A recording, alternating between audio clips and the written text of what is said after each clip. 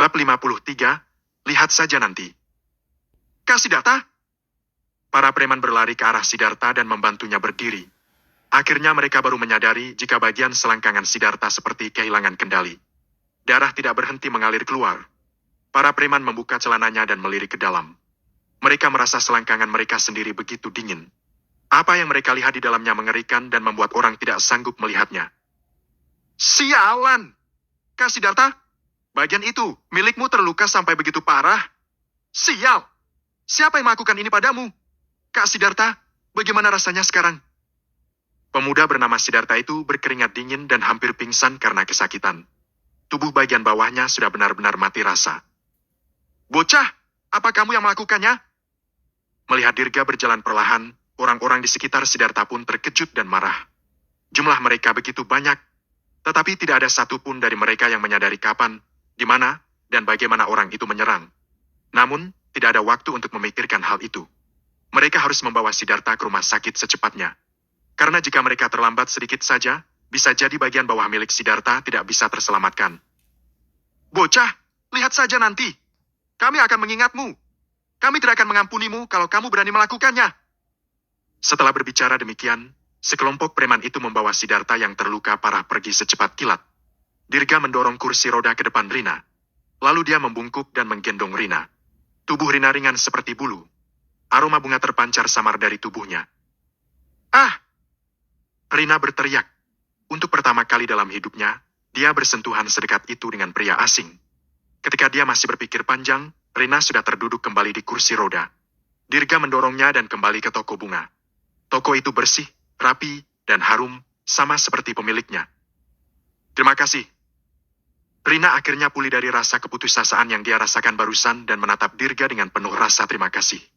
Akan tetapi, makin melihat Dirga, makin membuatnya merasa seperti pernah melihatnya di suatu tempat. Rina masih belum sempat bertanya, Dirga sudah melangkah maju dan berkata, "Siapa namamu?" Rina menyebutkan namanya dengan jujur. "Bagaimana kakimu bisa sampai seperti ini?" Dirga bertanya lagi. "Terjadi kecelakaan mobil 5 tahun yang lalu." Rina mengerucutkan bibir merahnya dengan ringan, jelas terlihat dia tidak ingin mengingat kejadian itu. "Aku paham." Dirga mengonfirmasi identitas perempuan ini dan dia tidak salah mengenali orang.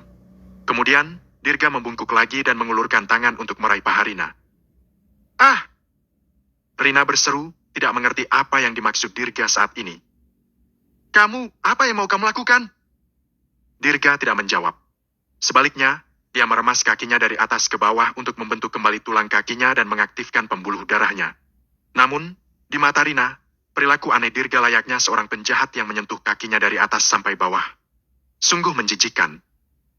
"Apa yang kamu lakukan? Lepaskan aku!" Rina berteriak dan meronta-ronta. Rasa terima kasih yang baru saja dia sampaikan pada Dirga langsung lenyap begitu saja. Dalam hati, dia merasa sangat sedih. Kenapa dirinya begitu sial? Baru saja berhasil kabur dari sekelompok preman, tetapi sekarang, dirinya dipertemukan dengan seorang cabul, dan orang ini benar-benar memegang dan meremas-remas kakinya yang lumpuh itu. Rina baru saja hendak berteriak minta tolong. Tiba-tiba dia merasa badannya seperti tersengat listrik, terutama di bagian kakinya. Dia bisa dengan jelas merasakan bahwa kekuatan meremas dari orang di depannya ini makin kencang. Rina awalnya merasa sangat marah. Tetapi segera, rasa malu dan amarahnya berubah menjadi keterkejutan. Kemudian badannya gemetar seperti tersambar petir. "Kakiku sepertinya mulai bereaksi." Ini tidak mungkin hanya sekadar ilusi, kan? Pada saat Rina masih terdiam dalam keterkejutannya, Dirga sudah menyelesaikan perawatannya. Pada tahap terakhir, aliran energi sejati berkumpul di ujung jarinya dan dengan lembut menyentuh kaki dan lutut Rina. Sebuah kejadian yang luar biasa terjadi. Betis Rina tidak disangka mulai menunjukkan refleks. Betis itu terangkat dan bisa diluruskan. Bahkan bisa menyentakkan rasa sakit. "Cobalah berdiri." Dirga mengambil payung dan menyerahkannya kepada Rina. "Baiklah." Rina menopang dirinya dengan payung dan berusaha keras untuk berdiri. Meski kakinya bergetar hebat, sebaliknya Rina merasa sangat bahagia. Perasaan rendah diri yang menyelimuti dirinya selama 5 tahun menghilang dalam sekejap. Diliputi keterkejutan dan kegembiraan ini, Rina memaksa kakinya untuk berdiri dengan susah payah dan mencoba melangkah lagi. Berhasil. Rina tidak bisa mempercayai apa yang dia lihat. Tidak hanya kakinya yang mulai bereaksi, dia bahkan bisa berjalan beberapa langkah. Meskipun dia masih berjuang dengan susah payah untuk melangkahkan kakinya. Bagi Rina, setiap langkah kecil yang bisa dia tempuh adalah pengalaman baru yang tidak bisa dibandingkan dengan apapun. Ah! Tiba-tiba, Rina terhuyung-huyung dan tubuhnya kehilangan keseimbangan. Untungnya, Dirga berdiri di depannya dan berhasil menangkapnya dengan mantap. Wajah cantik Rina menjadi merah ketika dia mendarat di dada bidang pria asing di depannya, yakni Dirga. Dirga membantunya kembali duduk di kursi roda. Kamu sudah terlalu lama tidak berjalan. Kamu butuh waktu untuk bisa terbiasa. Selain itu, dengan mengamati cara berjalannya sekarang, Dirga menyadari beberapa otot pada kaki Rina masih sangat lemah dan perlu disembuhkan secara perlahan. Bagaimanapun, kakinya sudah lumpuh selama 5 tahun. Itu bukanlah sesuatu yang bisa disembuhkan dalam waktu singkat. Aku akan memberimu resep obat. Dipakai di luar dan diminum, harus dilakukan setiap hari. Sekitar 1 bulan lagi, kamu akan bisa pulih seperti semula. Dirga mengambil pena dan kertas di atas meja lalu menulis resep. Rina memandang Dirga dengan penuh semangat. Baru kemudian dia menyadari bahwa dia barusan salah paham dengannya. Dirga bukan melecehkan dirinya, melainkan mengobati kakinya. Setelah kaki mengalami kelumpuhan selama 5 tahun, rumah sakit kecil sampai besar pun sudah mengungkapkan keputusasaan mereka. Tetapi hari ini, dia secara ajaib disembuhkan oleh seorang pria asing. Aku tidak sedang bermimpi, kan? Rina menyentuh kakinya, masih agak tidak percaya. Saat itu, tiba-tiba terdengar teriakan di luar toko. Rina berbalik dan melihat 4 atau 5 motor menghalangi pintu masuk toko. Mereka adalah gerombolan preman yang mengganggunya tadi. Bisa-bisanya mereka datang lagi sekarang. Haha, bagus sekali. Tokonya belum tutup. Apa bocah tadi masih di sini? Cepat kalian keluar dari sini. Begitu menyadari para preman beserta pendukungnya mendatangi daerah mereka, para pemilik toko di sekitar situ langsung menutup toko mereka saking takutnya. Ketika Rina melihat ini, wajahnya menjadi pucat karena ketakutan. Dia mendesak Dirga supaya jangan memedulikan dirinya dan cari cara untuk melarikan diri. Kamu tunggu di dalam toko. Dirga berbalik dan pergi. Aku akan menghadapinya. Dirga melirik keluar sambil berdiri di pintu masuk toko. Puluhan preman itu hanyalah cecunguk kecil di mata Dirga. Supardi!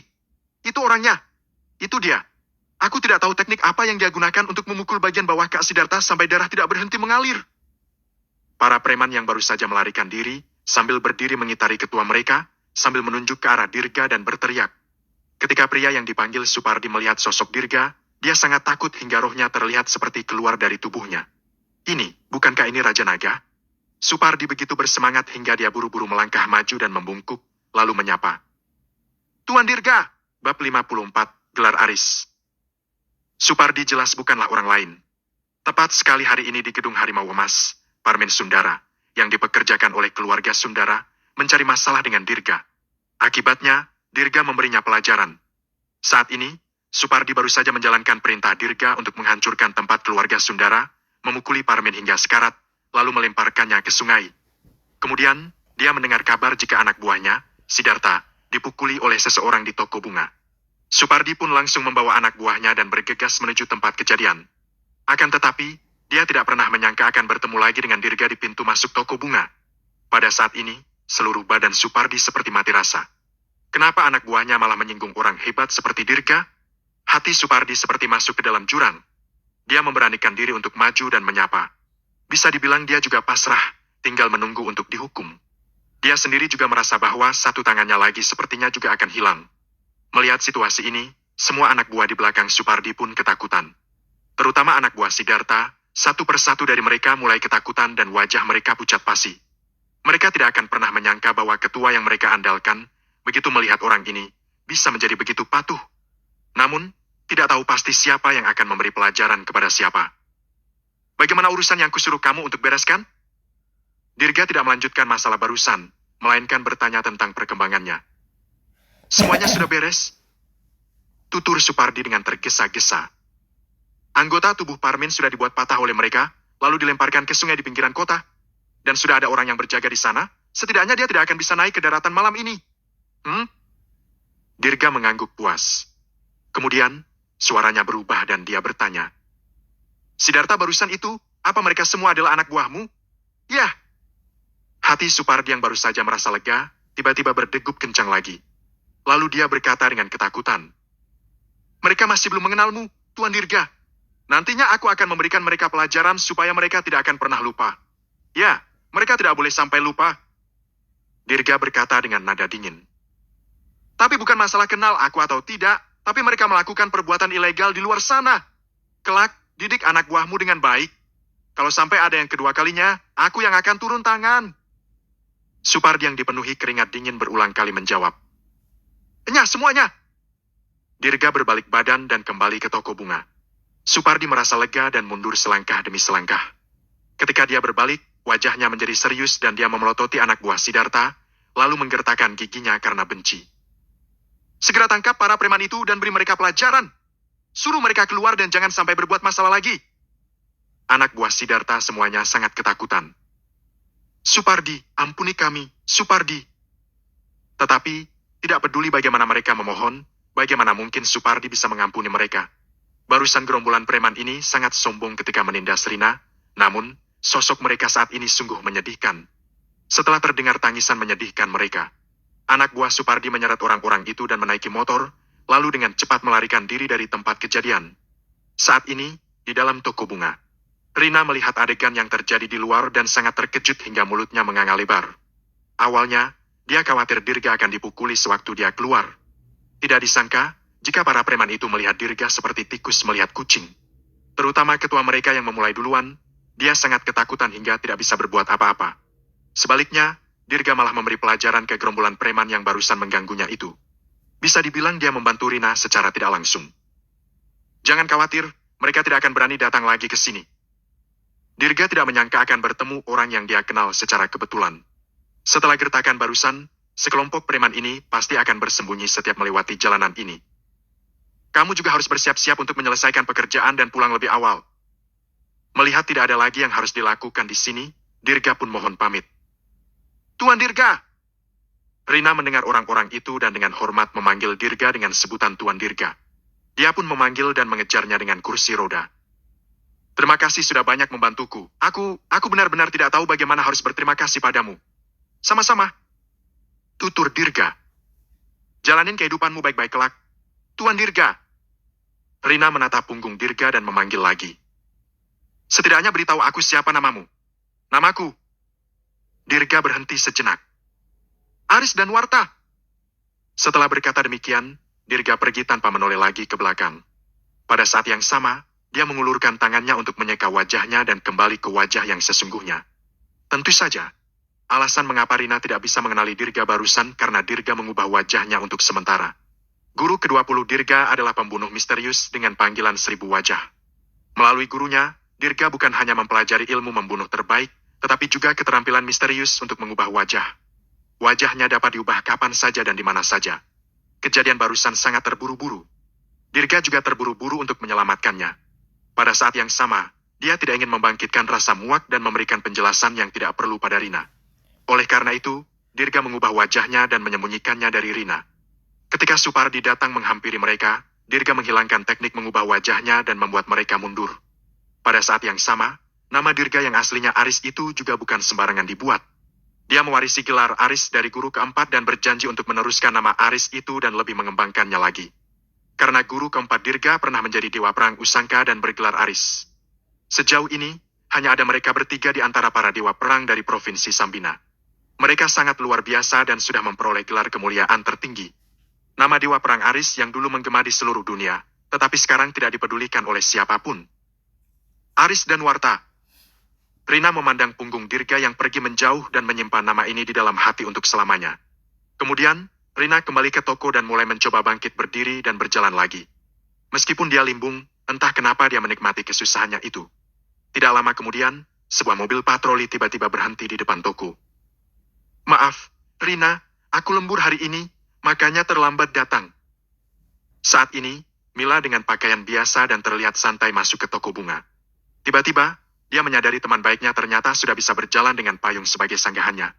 Mila segera membeku di pintu dan kebahagiaan perlahan-lahan muncul di wajahnya yang terkejut itu. Rina, kamu benar-benar sudah bisa berdiri?